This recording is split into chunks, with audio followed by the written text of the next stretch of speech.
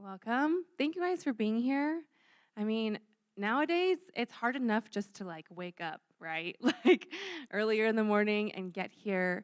And I appreciate you guys all being here. Like your butt warming a chair right now is a really big deal because there's a lot of people right now that church is kind of hard and it's hard to even get out to church, because of COVID and different things. But the fact that you guys are here says a lot. It says a lot that you're prioritizing being here. And so, I just want to thank you for being here. It means a lot to our church, to me, to pastor, just to our church body. You being here counts. When you're not here, we can see the difference, okay? So, thank you for being here. All right, our title for today is Trust in God's Wisdom, okay? So, I want you to imagine, okay, close your eyes and pretend that you're on a deserted island, okay? And it's not like a nice island. It's like you're gonna die kind of deserted island, okay? And you can only pick 3 people that you know. It can't be like celebrities, like 3 people that you know in your life to be with you to help you get off this island. Okay, so you might not pick your best friend because you want to pick the 3 smartest and most wisest people you know, because it's a matter of life or death. Okay, so who are the 3 people? You don't have to say it out loud. Okay, who are the 3 people that you would pick, that you would give your life I can trust that person. That person's smart and knows enough that they can get me off this island. Okay, just think about it. Now, you guys know the whole book smart, street smart kind of concept. There are some people who know a lot of things, and they're super smart, but sometimes they don't really know how to act around people, or they don't know how to be okay outside of academics. Or those who are super street smart, but they're not really book smart, they don't know a whole lot, but they are pretty smart about other stuff in life. Well, this is the distinction between knowledge and wisdom. Knowledge, you see the graphic on the screen. The knowledge is the brain stuff, right? Super knows everything, really smart, but it's just knowing stuff, okay? Knowing stuff is important, but if you don't know how to apply it in your life or use it in your life, it's not really going to help you. And so wisdom is book smart, street smart combined. It's knowing the information, but knowing how to use it in a wise way so that you can live the most wisest life. And so we see a difference. Not everyone who's smart is wise, but the one who's wise is kind of all of those things. So today we're talking about an attribute of God that applies to God and can apply to us. So it's the wisdom of God. He is the ultimate wisdom. Now, some things about God, only God is. Last week we talked about God is omniscient. He knows everything. Right now, in the snap of a moment, he knows every thought of every human being around the world. Can you do that? No. Only God can do that. So there are certain attributes of God that only God can do. But there are some, his justice, his holiness, his love, his goodness, his wisdom. Those are things that we can reflect also. But he is the ultimate figure of those attributes. And this week is about wisdom. So one of the best places to look about wisdom and how we describe God as being wise is in the book of Daniel. So Daniel is a young man at this point in his life. He's maybe 14 to 18 years old. So a high school guy, okay? He's a teenager, and he basically gets kidnapped out of his home country, and he's forced to work in Babylon. And Babylon at that time is the superpower of the world. They are the most scientifically advanced at that time, hugest army, biggest kingdom, they're the big deal in the world. And so Daniel is forced to work for this really crazy king and basically be his government official. And so the thing about Daniel, though, is that even though he's young, he's basically like Christian's age, maybe Brendan's age, very, very young for a person working in the government, right? But even though he's young, he's characterized as being one of the wisest young men of his time, so wise for it beyond his age. And one example of this is found in chapter 2. So King Nebuchadnezzar, I'll just call him King Nebi because it's like really long. So King Nebi is like the most powerful king of his kingdom, okay? He's also kind of crazy, a little psychotic. So King Nebi is the most powerful king, and he goes to sleep one night and has a dream. You know what I love about like sleeping and dreams? The concept is that you can be the most richest person in the world, you can be the poorest person in the world. But all of us, when we sleep, we're all in the same state. You know what I mean? Like we all are like vulnerable to dreams, to our unconscious. Like people sort of lose a measure of control when they sleep. And so no matter how powerful you are or not, it's all the same when we go to sleep. And so King Nebi goes to sleep. And one night he has a horrifying dream. It like terrifies him. So he wakes up and he calls all of his people, his magicians, astrologers, like the most important people at that time. In our day, it's like calling all the scientists, all the doctors, like all of the most powerful people in your world who know the most, okay? So he calls all of those people in. And he's like, look, I've had this dream. It's freaking me out, okay? But you are the wisest men in my kingdom. So I'm not going to tell you my dream, but your job is to know my dream and interpret it. Then that will prove to me that you truly are wise. And they're like, well, you have to like tell us what it is. And he's like, no, like you're just stalling. Like if you don't tell me, then I'm going to kill all of you. Okay, he's a little crazy, okay? So he does. He's like, all right, like you can't tell me, like y'all are pathetic. So I'm going to kill everybody in the government. And that includes Daniel and his friends. Okay, King Nebi's kind of a little crazy. And so Daniel hears about this, and he's like, oh, shoot, okay, that's our lives on the line. And so he goes to the king, and he's like, hey, just give me one night, and I can do this for you. You know, it's this like little punk kid just coming into the king like, hey, just give me one night, and I'll figure it out. He's like, all right. And so what does he do? Daniel goes to his friends. He's like, guys, we got to pray. We got to pray hard that God tonight is going to show us what that dream was, because God knows it, even though we don't know it. And in fact, God shows him the dream that night. And we see in Daniel 2, verses 10 and 11, this is Daniel's response when he finds out the dream. Next verse. After that, Daniel 2:20, it says this, praise the name of God forever and ever, for he has all wisdom and power. Remember the context when he's saying this. He's living in the most powerful, the most like technologically advanced kingdom of that time. And all of the most wisest, most powerful men have gathered together, and they cannot figure this out. And Daniel is saying, God, you did it. Like you are the all-wise and the all-powerful one. He's saying God's wisdom is so far above and beyond the wisest person in this world. Who do you think is the wisest person in this world? I don't know. Like, who is the wisest, the smartest, the most wisest, the most like good person in this world? Like, God is so much above and beyond that in his wisdom and his knowledge and his power. And in verse 21, he says this. So talking about God, there we go. So God, controls the course of world events. He removes kings and sets up other kings. He gives wisdom to the wise and knowledge to the scholars. You guys know, like, human beings, like, we're so proud of ourselves, right? Like, if we do a really great job at something, we think it's, like, us who did it, you know? And, like, part of it is us, but we don't realize that it's God who gives us wisdom. It's God who gives knowledge. Like, all truth is God's truth. All truth points back to God at some point. I never liked science growing up. Like, it's just too hard. So, but when I went to college, I had a science teacher, a professor who was, like, really, really good at teaching science, like a really fun way. And he was talking about, like, all scientists, the more deeper you go into science, the more and more you learn, the more and more you know, the more you realize there's got to be something, someone, like, designing this. Like, even if you don't believe in God, there's got to be something, because it can't just be an accident. Like, there's so many things about science and truth that points back to God. So I ask a lot of teenagers this, and they're like, oh, yeah, well, science and truth is, like, bigger than God. Guys, science is the study of what God has put into motion. Of whatever God has put into motion, like, science is a study of that.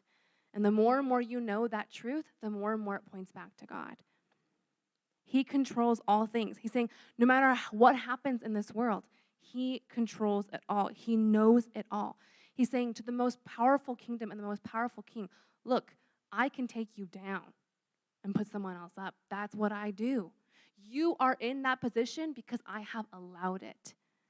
Because I have allowed it. That's how God works.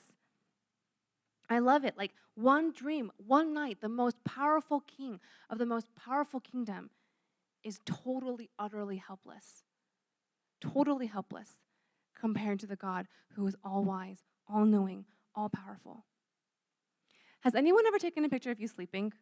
You know, like, I remember, like, growing up, like, going to, like, youth retreats, and, like, everyone's, like, knocked out on the way down, and, like, there's always, like, blackmail pictures after that of everyone's, like, you know, and, like, sleeping and stuff.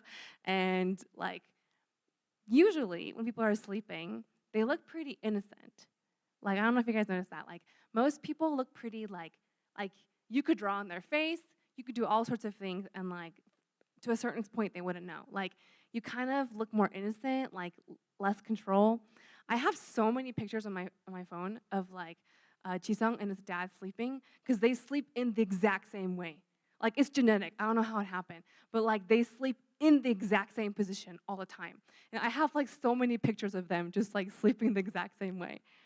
And, like, when you're sleeping, you don't have that kind of control.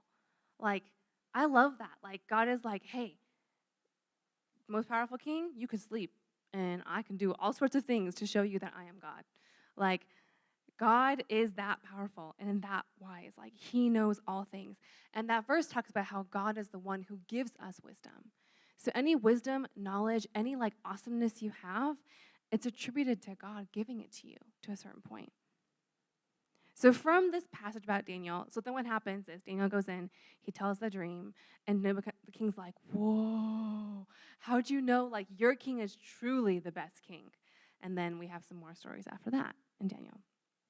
But from this passage where Daniel talks about God's wisdom, there's 3 things that we can pull away about God and his wisdom. And the first thing is this: God is the fullness of wisdom. The fullness, all wisdom.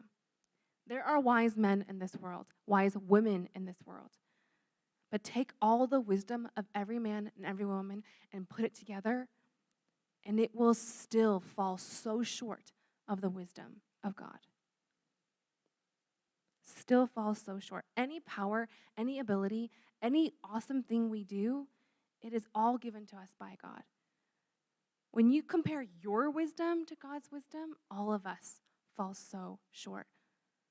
Like, think about the most awesome moment where you felt like you were so smart and, like, you did the best thing, and, like, this thing could not have happened without you. Like, you're that awesome, okay? Like, that moment, your most greatest moment of wisdom and power and knowledge still falls so short of God's fullness of wisdom. But the thing is, you don't have to be offended by that. Like, a lot of people are like, oh, that's so offensive. Like, I want to be the smartest. Like, we don't have to be offended. That's just reality. There's no way we can be more wise than God. There's no way. We don't have to compete with him to see who's the better God, you or him in your life. Although that's how a lot of us live all the time. We, like, act like we're in this competition with God. Like, I got to be better than him. But you don't have to. You don't have to.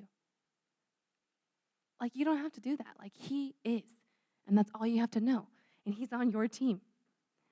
You guys know the sun and the moon in the sky, okay? Like, whenever you see, like, a really, really pretty night sky, like a really full moon, can we show that picture?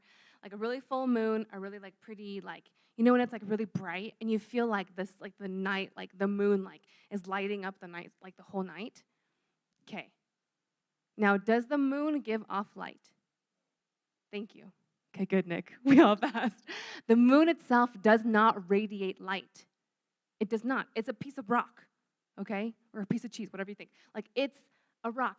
Literally, the light that comes off of it comes from where? Thank you. Good. The sun. Like, the brightness of the moon is an entire reflection of the sun. Can we show that picture? Like literally, like, there's no light from there. It's literally from the sun, all of it. I love this concept because it reminds me that I am just the moon. I am not the sun. Like, I do not radiate light. Whatever light I give to others in my life is a reflection of the ultimate light, and that is God in my life. Phil Wickham has a song, I think it's called Sun and Moon, and it goes, if you are the sun, then I want to be the moon. I want to reflect the light that shines from you. And that's what I think of. When I think about being wise or powerful or anything, I just think whatever I've done is a reflection of God's light to others. That's all I am. I'm just a mirror. I'm just a mirror. Like that's my calling in life, is to be a mirror, is to take that light and like find the best angle and like reflect it the best I can to people in my life. I am not wise. I am not good. But whatever wisdom and goodness I have is a reflection of him, the ultimate one, who's the fullness of his wisdom. Second of all, so first, God is the fullness of wisdom. And second, God does all things with the fullness of his wisdom in mind. Wisdom is finding the perfect end result and achieving those results in the most perfect way. That's wisdom. Like, here's the most perfect result, and I'm going to find the most perfect way to get to there. That's wisdom. You know when you take a picture, well, nowadays everyone just takes a picture on their phone, but like when you take a picture, depending on what you focus on, that changes the concept of the picture, right? Like your focus like makes the big difference. Like God's wisdom means that he's perfectly keeping things in focus all the time. Like we tend to put things out of focus. We put focus on things that maybe don't need that much focus, but we're human beings and we're really good at that. But he's like, look, you're focusing on this corner, okay, of the picture where like your pimple is, but like I want you to zoom out and see the picture differently. Like I'm focusing on it differently. I see it differently. He's operating all the time with the fullness of his wisdom in mind, everything he does. All God's acts are done in perfect wisdom. Everything he allows to happen, everything is done in perfect wisdom for his glory, for the highest good, for the greatest amount of people. That's what he's doing all the time. So then you might ask me the question, then why do bad things happen? Why do bad things happen if he is the perfectness of all wisdom and that's what he's doing all the time? In Scripture, you see wisdom used for God and good people. And then you see wisdom, quotes, used for evil and bad people. And that wisdom is false wisdom. They like scheme and do things to get their way, but that's not truly wisdom. And he's saying from the beginning of time, those two wisdoms have always been in conflict. God's true, right wisdom and Satan's evil, twisted, false wisdom has always been in conflict. And you know who's in the middle of that conflict? Is us. They're waging a battle for us of who will believe what true wisdom truly is. But the end of the battle is an easy call. The battle itself is pretty hard, but the end of the battle, we already know God is victorious. His wisdom will always last. False wisdom's got to bow its knee to God's true wisdom at the end of the day. So do you know what makes Christians truly Christians in our broken world? It's that we have a different focus on life. We're saying, hey, this thing that happened, it really sucks. It's really hard. But when I look at that, I know that God has something for me out of that. God is doing all things with perfect wisdom in mind. Like, I can't always know why God does these things, but I trust that who God is true. And like, whatever happens in this life, I believe that he is all wisdom. Which leads me to my last point and my application point for today. And it's this. Because he's the fullness of wisdom, because we know he does all things with wisdom in mind, therefore, we can trust his wisdom and know that everything he does is for our good. We can trust his wisdom. Like, first you have to know it in your head, right? Like, you have to know this truth, that he is all wisdom. But that's not enough, right? Wisdom is actually applying that knowledge. We exercise that knowledge, we exercise that faith, we digest that truth in our lives by actively believing that whatever God allows in our lives, he's working it out for our good in the end. That's what it means to be a Christian, is to let things happen and be like, okay, look, this is hard, but I believe and I know he's allowing these things to work out for my good in the end. One of my favorite verses, Romans 8:28, it says this. And we know that God causes everything to work together for the good of those who love God and are called according to his purpose for them. He causes everything to work out. One of my best friends growing up is going through one of the hardest seasons of her life. Like, I can't share it because it's private, but when I look at her, it's like thing after thing. Like, she's my age. And I'm just like, I don't know how I could handle it if I were her. Like, she's going through so much in her life right now. And when she talks to me, we talk, and I'm usually crying when she's talking because I can't believe, what's going on in her life. And she will always say this verse. She'll always say this verse. She's like, this is so hard, but this is the only anchor in my life. If I don't have this, I cannot survive. I would kill myself. I cannot survive this, but this is my anchor. He will somehow take this brokenness, this worst season of my life, and he will somehow work this for good. And when I hear her say that, I'm like, girl, you have a faith that I cannot even fathom. But that kind of faith is made in the furnace, in the fire, for her to say that, I'm just like, that's the kind of faith I want. I do want that faith. But sometimes it takes going through the fire, like what she's going through, to truly realize. But when you can say that, when you can say, God, all these things, but still I believe you will somehow work this for good, that's how you know you're growing in God. That's how you know you're living for God. What does it look like to actively believe that he's working things out for your good? It looks like realizing that you don't have control. I don't have control. We do not have control, and we don't know the future. We can plan all we want. We can say all these things, but none of us know what tomorrow will bring. None of us.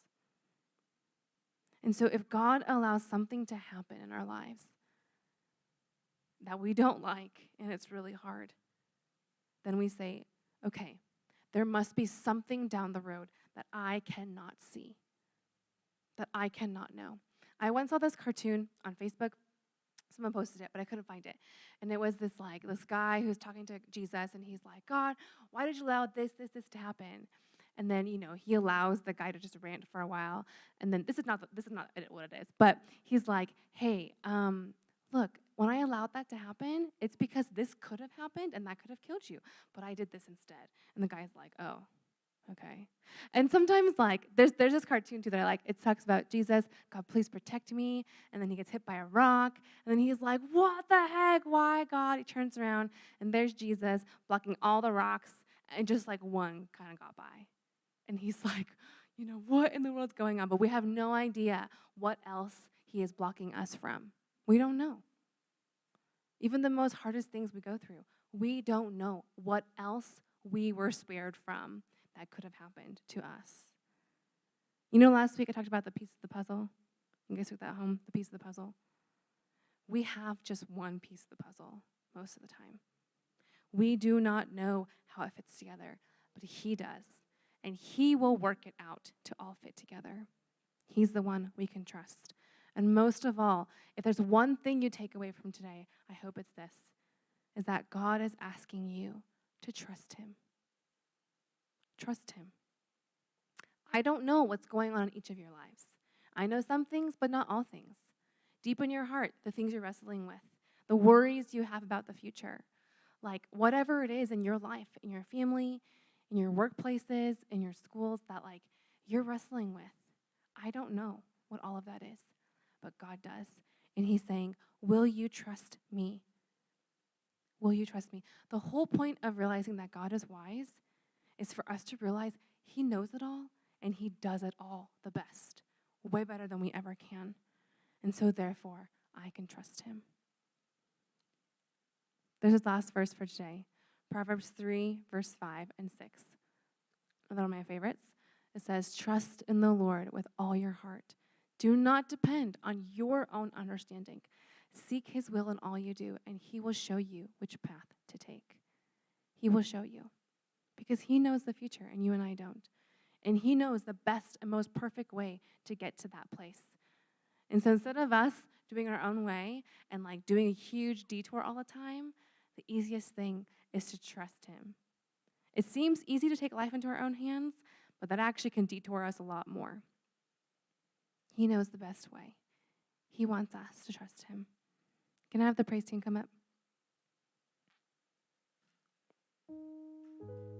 God is asking all of us to trust in the dark.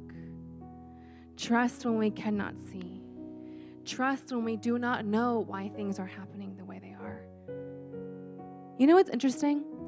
Is that God does a lot of things hidden.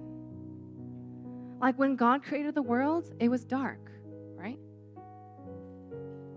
When the Son of God became flesh, it was in the darkness of a womb where no one could see. When Jesus died, it talked about right before he died, darkness covered the earth. When he died, it was dark. When he rose from the dead, it was early in the morning when the woman went and he wasn't there. He rose from the dead in the dark. The most significant things God ever did was in the dark. The most life-changing things he ever did were in the dark, were hidden. And it's like God is telling us, look, who I am, that I am all wisdom, that's all you need to know. Like, I'm your hope, I'm your peace. I will do what I will do, and it will come to light one day. And how I do it is my secret. God is saying, that's my secret, how I do it. It will come one day, but you don't have to always know. Trust me and do not be afraid. Can we all stand?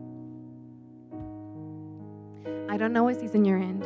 Maybe you're in a really good place where it's like shiny and light and birds chirping and everything's great. Or maybe you're in one of the darkest seasons of your life. No matter what, every one of us will go through that. But remember that in the darkness is where God does his greatest work if you and I will trust him. Trust that he is all wisdom. He knows all things. He knows the best way to accomplish things, even if there's some pain involved. And the more quickly we can trust him, the more freedom we can experience. As we sing this song, it's talking about the goodness of God, the kindness of God. Sing that over your life. He does all things with goodness and kindness in mind when he looks at you. Let's sing this song together.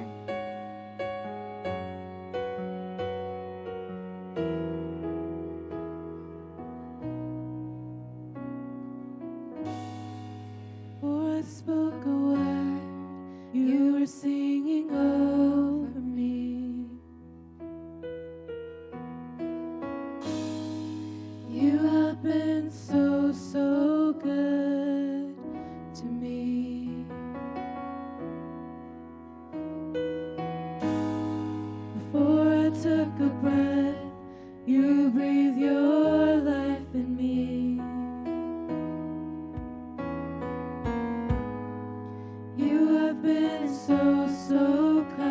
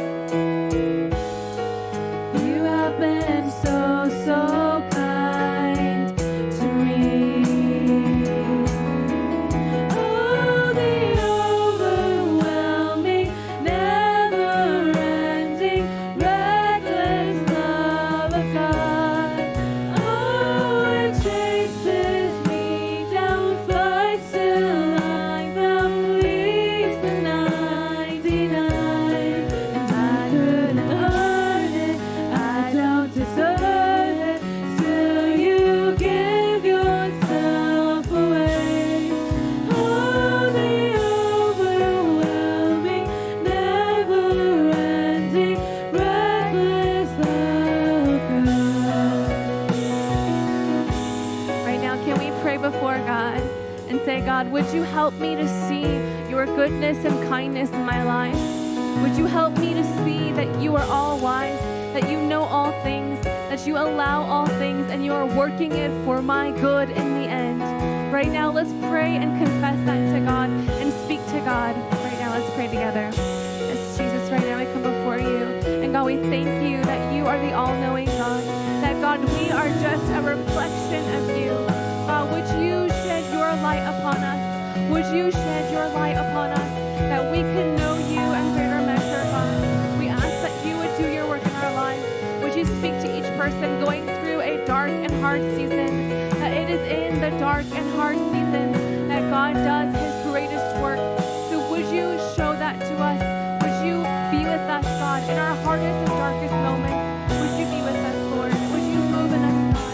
Would you do your work in us, God? God, we ask that you would do your work in us, Jesus. God, we thank you, Father. And God, we ask that you would touch each heart in this room, and with your wisdom, that they can trust you, that whatever lies in their future, whatever fears they have, that they can trust in you who knows all things and sees all things. God, we declare that over all of our lives right now. We know that you are good, Jesus. Yes, our God.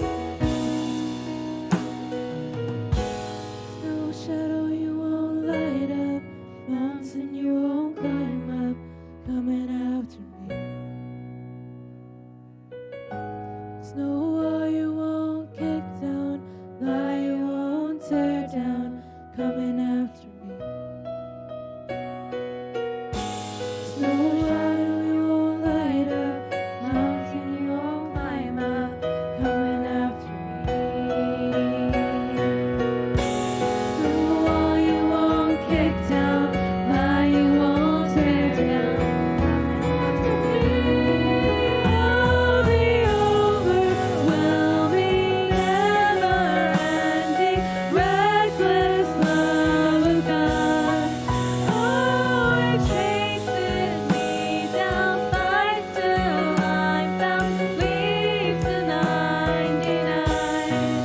I couldn't earn it, I don't deserve it, still you give yourself away. Oh, the overwhelming, never-ending, reckless love of God. Oh, the overwhelming, never-ending, reckless love of God. Oh, it chases me down, fights till I'm found, leaves the 99. I couldn't earn it, I don't deserve it, still you give yourself away. Oh, the overwhelming, never-ending, reckless love of God.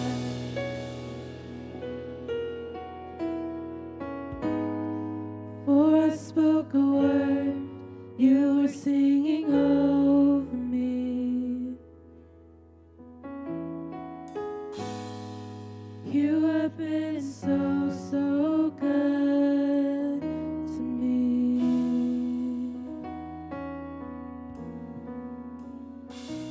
God, that is the truth that we declare, that you are so, so good to us, so, so kind to us, that God, the fullness of wisdom you have, and you allow and do all things to work it out for our good in the end.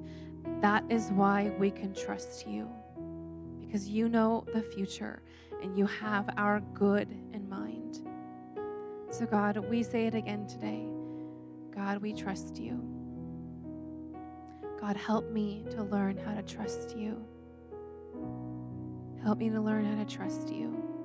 That God, whatever happens this coming week, that we would step back and realize, hey, maybe this is God's way of teaching me how to trust him. God, would that be the pervading thought in every mind here in this room, everyone who's heard this message, that we can walk away and say, okay, I can trust God. God, help me to trust you. Whatever happens this week, help me to believe and know that you want good for me, that you are kind to me. God, we love you. We declare all these things in your Son's precious name. Amen.